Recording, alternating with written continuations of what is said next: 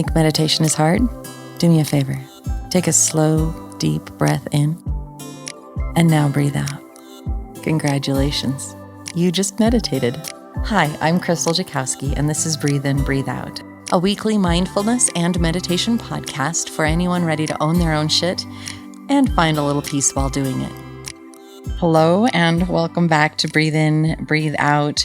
We've had a couple of slightly heavier weeks in our podcast, and I really sincerely thank you for coming back and hanging in there and being with me as we explore this concept of needing to love yourself and needing to give yourself that compassion and positive treatment that you are so looking for from others because it can only come from you. We talked about what I see in you. The amazing things that I see in you are amazing things that I see in myself as well. And then I touched a bit on the concept of the things that rub you wrong in a person are also things that are an opportunity to change and do some self-reflection and understand why they rub you wrong, what's going on for you, and how can you change it if you even want to change it. In that podcast, I also talked a little bit about how some of the clients and friends that I have presented that to have been really affronted by that idea.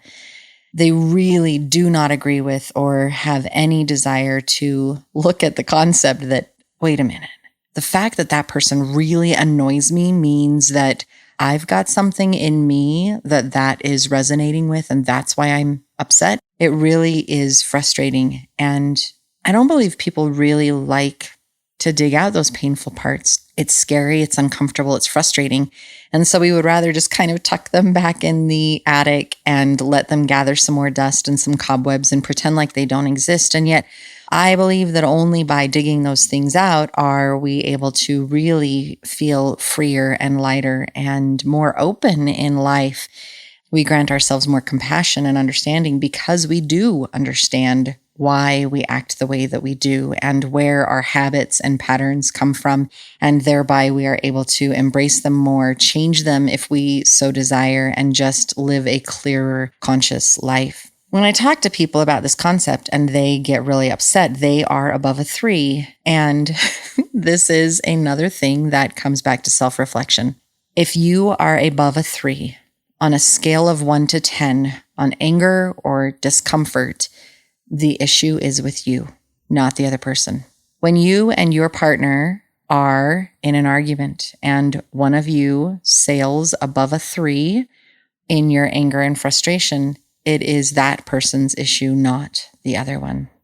When you as a parent are dealing with a child who is screaming and crying and really frustrated, and you don't understand what's going on, and you sail above a 3 in your frustration, the issue is with you, not with your child.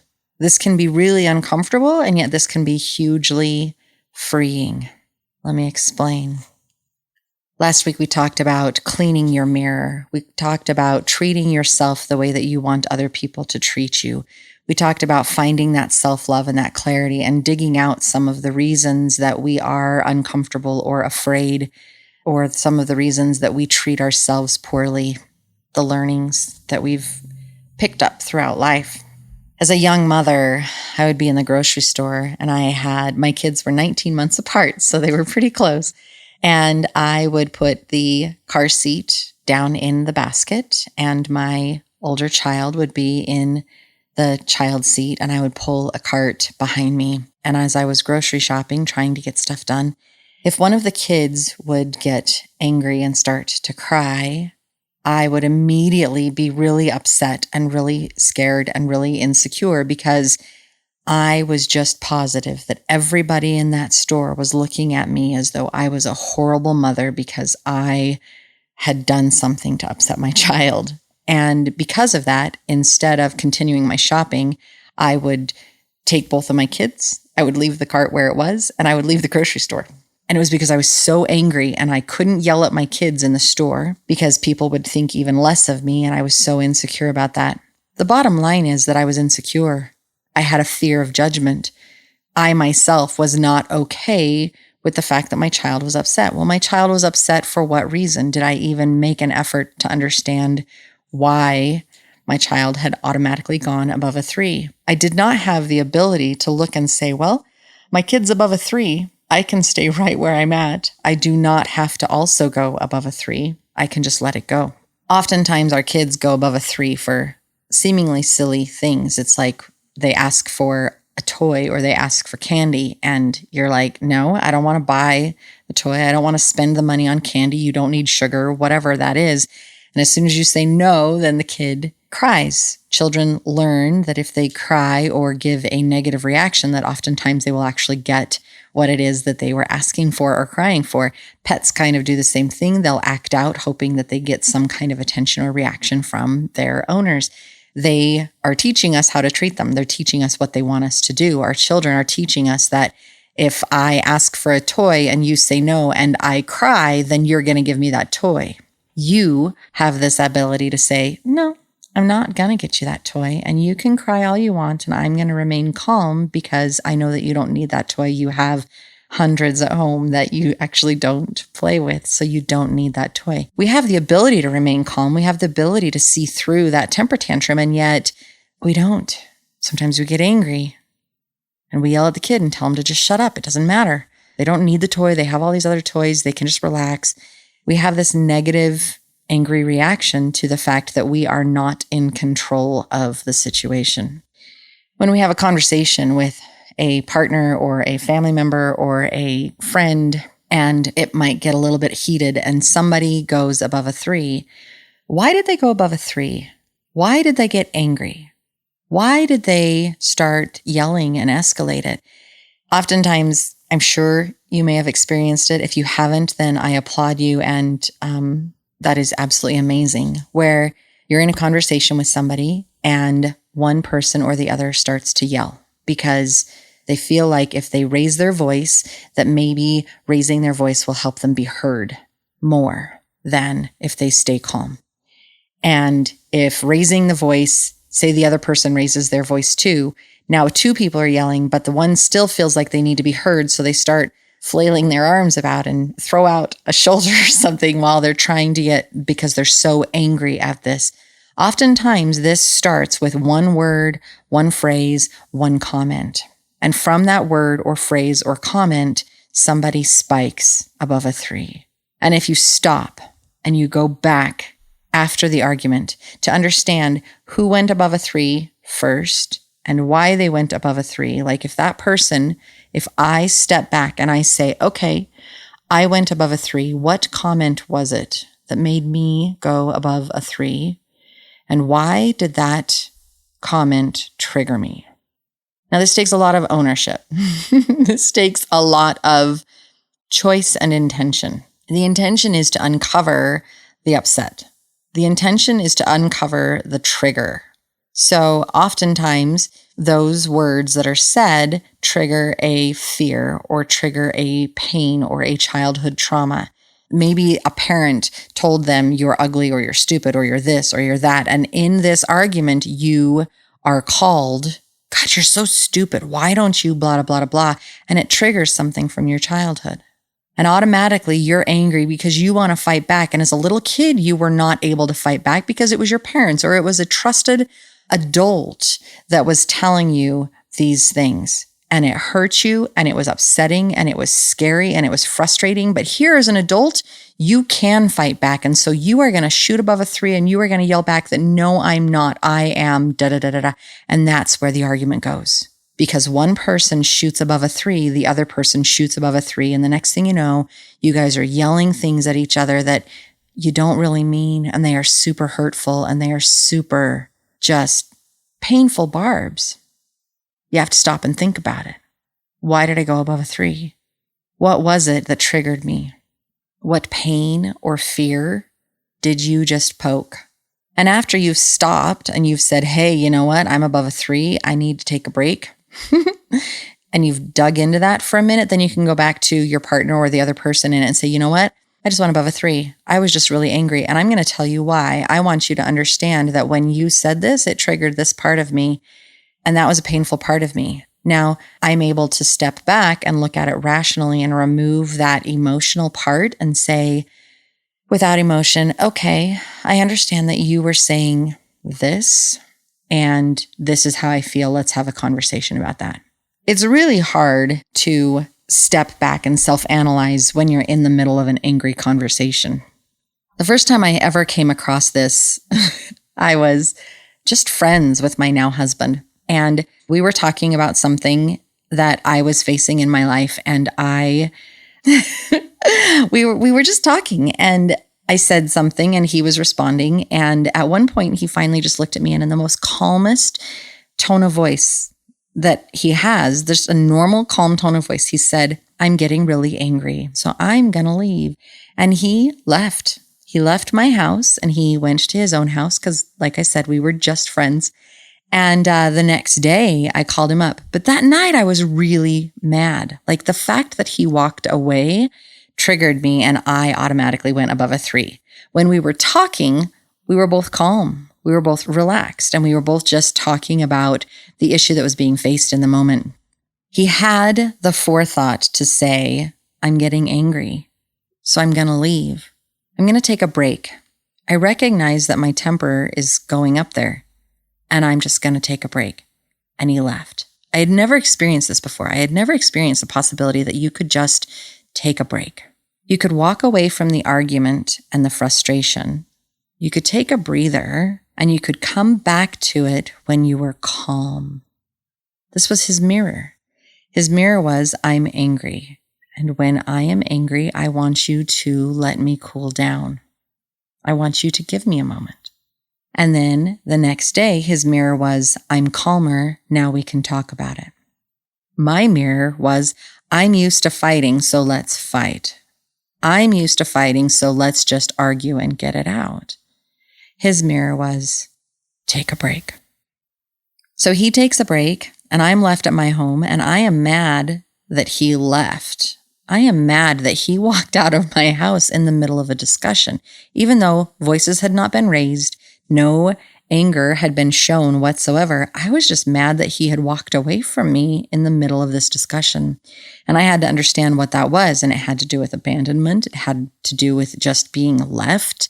It had to do with being unworthy of that person staying around to just fight it out and understand what was really going on. It was a lot of just personal fears and inadequacy, and I had to understand that.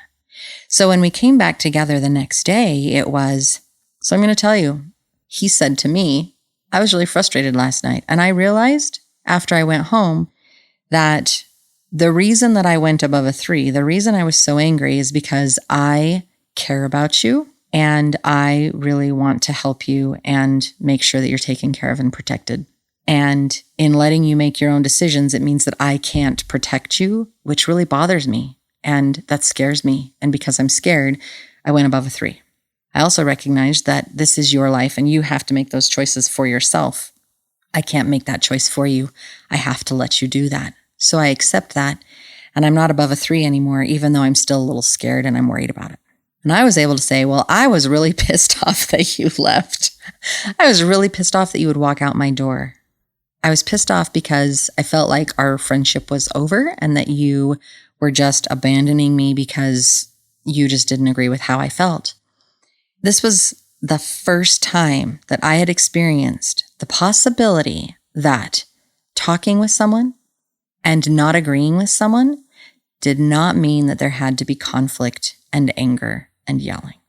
It was the first time I recognized that if my emotions are above a 3, I could take a step back, I could look at it, and then I could say, what do I want to change? What do I learn from this? And how do I make it better?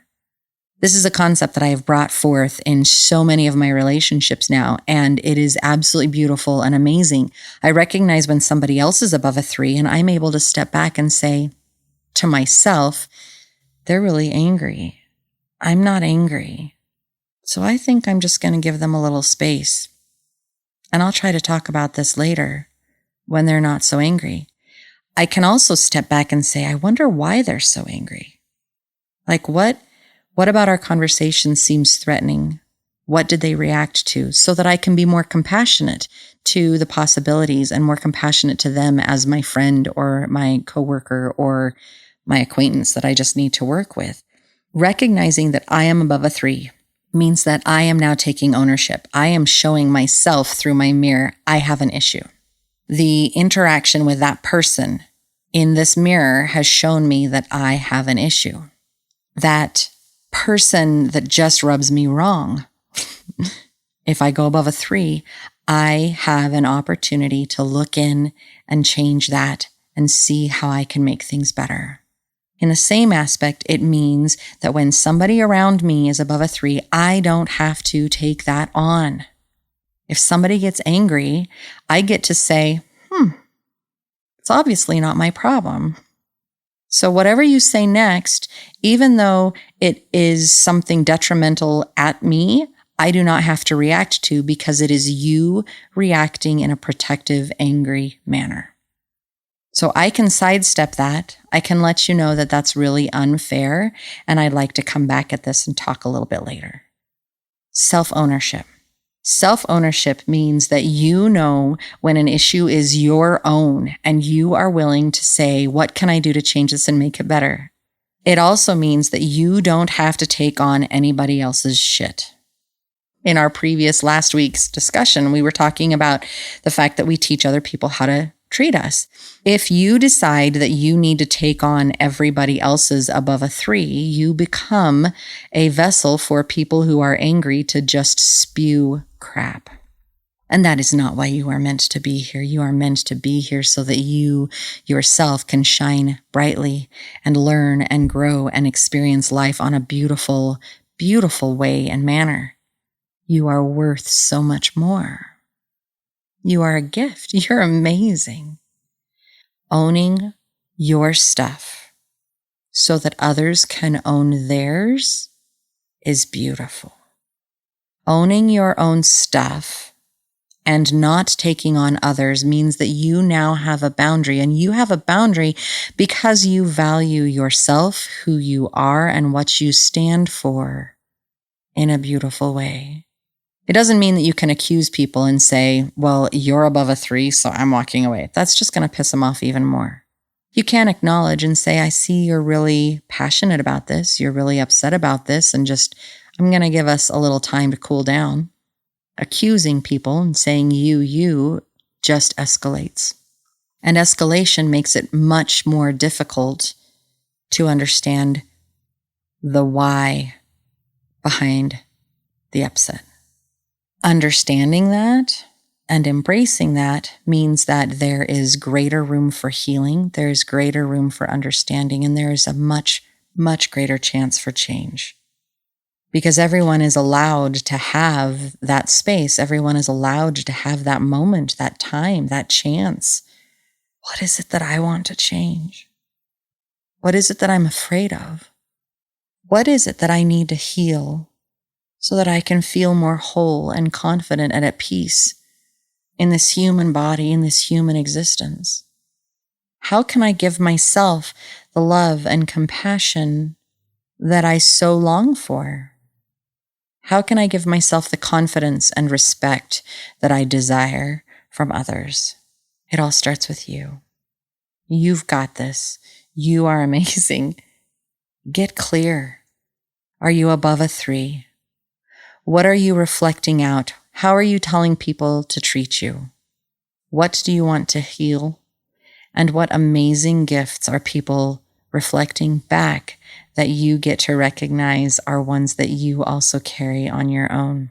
I hope that you think about it. I hope that you mull this over. I hope that this strikes a chord and that you're able to start bringing those challenging things forward in a very compassionate and nurturing space. Journal about it.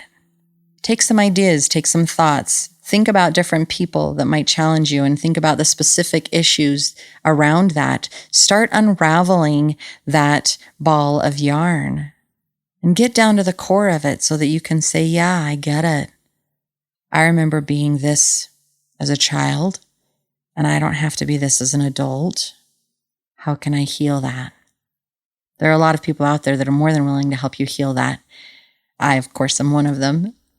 It's amazing and it's beautiful. Just owning your own shit, granting others the permission to own their own. a world of people who are compassionate and loving to others because they are compassionate and loving to themselves. Clean the mirrors.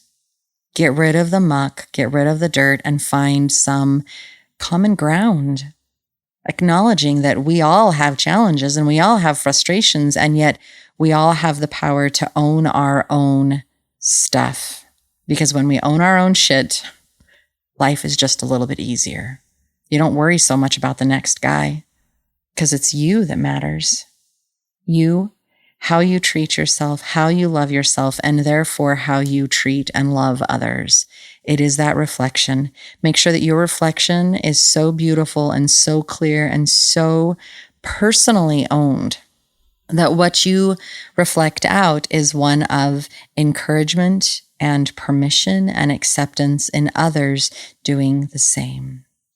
It's not accusatory, it's an invite. It's an invitation of. So I look forward to the changes. Feel free to share your changes with us. We love to hear about it, and we love to know how we can support you. If you have other topics that you would love us to go into, please reach out and share those with us, and we'll see what we can do about diving into them. We've had 3 long weeks of fabulous chats having to do with this mirror concept and seeing what's being reflected out. I am so excited. Next week, we are absolutely doing a guided meditation that will help you just kind of sit in that and clear your mirror and clean it a little bit. So I hope that you come back for that. Until then, take care. And again, know that my voice as one of strength and self-love echoes everything that you say for yourself. So if you feel like your voice is a little bit weak and needs a little bit more volume, a little bit more strength, I am absolutely there to add to that, because I do think you're amazing. I think you're fabulous. I think that we all are a gift to each other. And in this moment, we can all bring about amazing changes. So I look forward to being with you next week for a guided meditation for the mirrors. Take care.